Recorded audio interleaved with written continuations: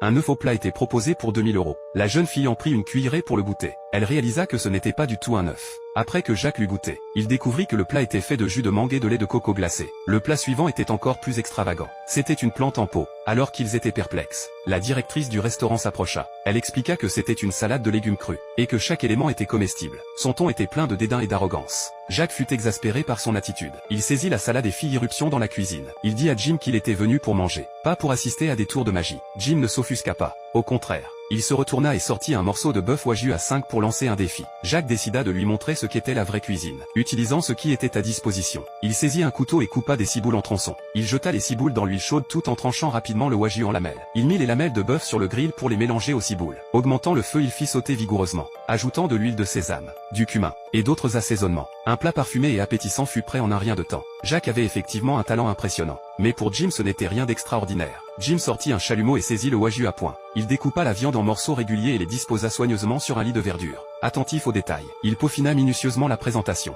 Puis il utilisa une allumette pour initier un processus unique de fumage au bois, fumant la viande à basse température pendant une demi-heure. Le résultat fut un steak de wagyu tendre et aromatique.